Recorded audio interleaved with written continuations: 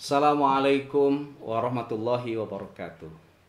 Berjumpa kembali dengan saya Aang Ridwan pada kuliah retorika.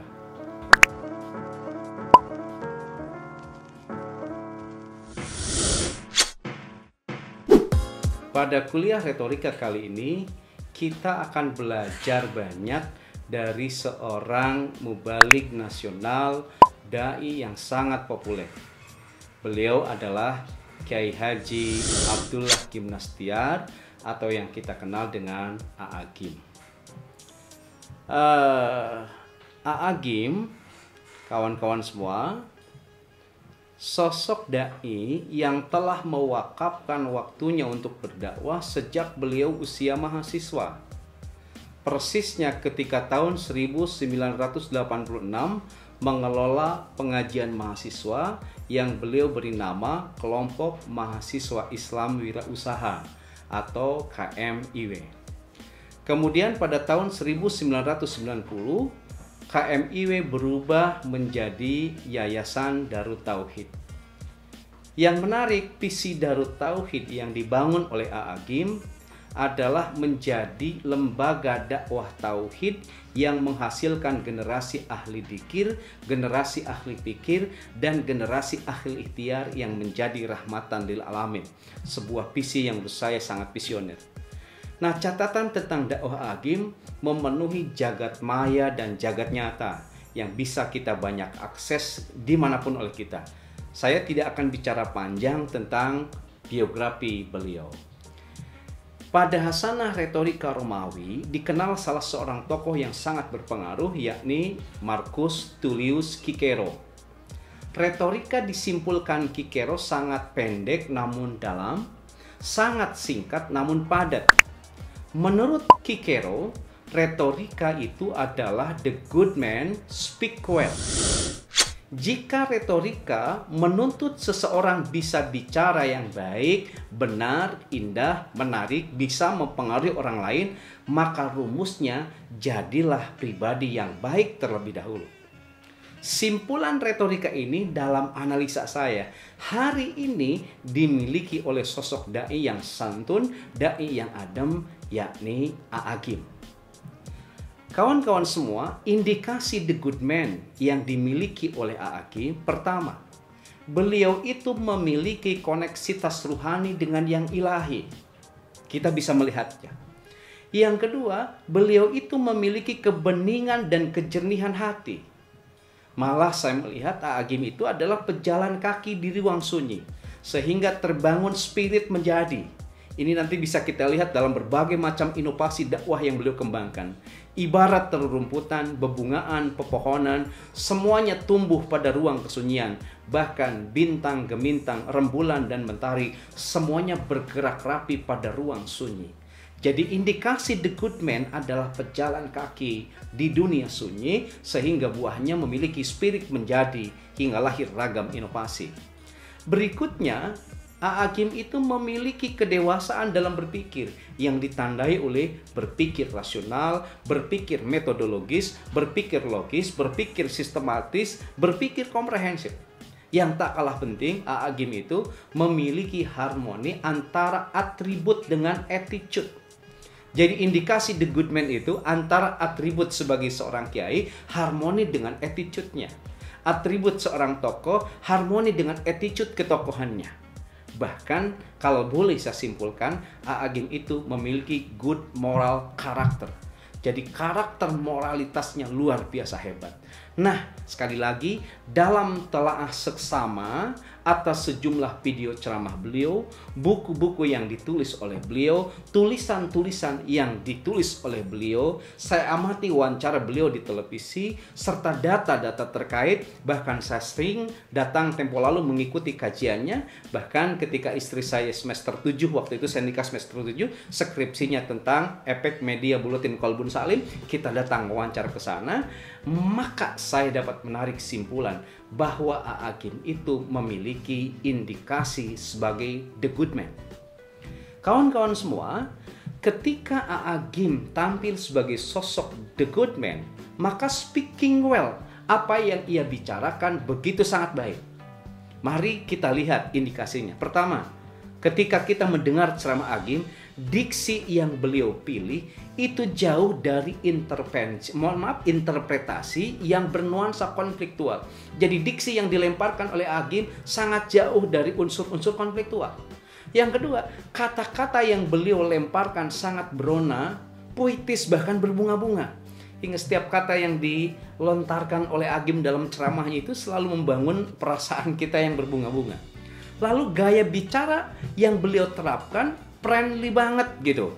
Jauh dari kesan mendikte apalagi menggurui.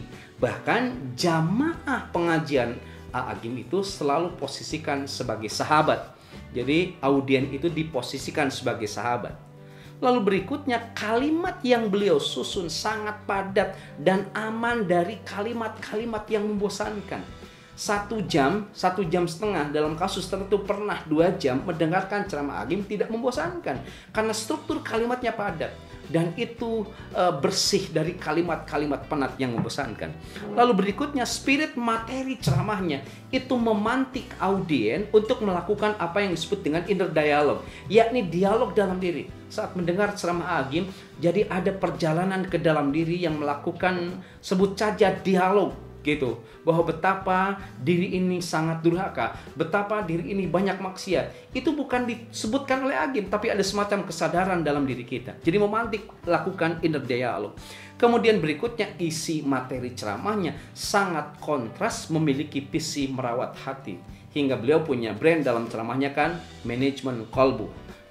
Itu dalam konteks membangun akhlak terpuji. Kemudian yang terpenting, ceramahnya tidak dibanjiri dalil. Pada saat AA menyampaikan tausiah tidak banjir dalil, namun diksi yang dia pilih, kata-kata yang beliau lemparkan, kalimat yang beliau sajikan itu menjadi semacam dalil. Ya. Nah, bahkan dalam setiap doa yang beliau panjatkan, audien itu seperti diajak untuk melakukan self-reflection, refleksi diri, menelanjangi diri, di mana endingnya tangisan dan air mata tidak terasa berderai. Pada ujungnya, kawan-kawan semua, ceramah AA Agim menjadi semacam media self-presentation, yakni presentasi diri yang mempresentasikan AA Agim sebagai individu yang baik, individu yang menarik, individu yang karismatik, dan individu yang terkesan expert. Jadi, sejumlah indikasi speaking well yang saya jelaskan tadi, itu adalah lahir dari The Good Man, karakter baik yang dimiliki oleh AA Agim. Nah, kawan-kawan semua, buah dari The Good Man dan Speak Well yang Agim manifestasikan dalam kegiatan ceramahnya, audien yang diposisikan sebagai sahabat itu berubah menjadi fans berat yang sangat militan mencintai Agim. Karena itu, motif ekonomis dan ragam inovasi dakwah yang Agim melontarkan itu mendapat dukungan dari banyak pihak. Sekarang mari kita lihat Agim itu berdasarkan buku ini menahkodai Yayasan Darut Tauhid. Lalu apa yang dimiliki oleh Yayasan Darut Tauhid? Pertama, ada Direktorat Pesantren Darut Tauhid yang terdiri dari unit Darut Tarbiyah, unit Baitul Quran, unit DKM Darut Tauhid, unit dakwah digital. Kemudian Direktorat Pendidikan Darut Tauhid dari mulai playgroup, TK, sekolah dasar, sekolah menengah pertama, sekolah menengah kejuruan, kemudian sekolah menengah atas boarding school putra putri, dan lain sebagainya. Lembaga pendidikannya begitu banyak. Lalu Agim punya lembaga wakaf Darut Tauhid. Kemudian ada Darut Tauhid Penduli, lembaga strategis Darut Tauhid kayak klinik Darut Tauhid, kelompok bimbingan haji Darut Tauhid, unit santri siap guna, dana barokah. Kemudian ada koperasi pondok pesantren Darut Tauhid seperti Baitul Mal wa Tamwil Darut Tauhid, super minimarket Darut Tauhid, cottage dan mik Darut Tauhid, ada Trans IT Darut Tauhid. Luar biasa. Bahkan perusahaannya tidak kurang 15 perusahaan yang berdiri di belakang Darut Tauhid. Kenapa bisa seperti ini? Sekali lagi, ini buah dari Agim yang The Good Man, Speak Well, gitu. Pribadi yang baik, berbicara yang baik, dan hasilnya ragam inovasi yang Agim kembangkan dalam dakwahnya mendapat dukungan dari banyak pihak. Jadi kawan-kawan semua, belajar dari retorika Agim.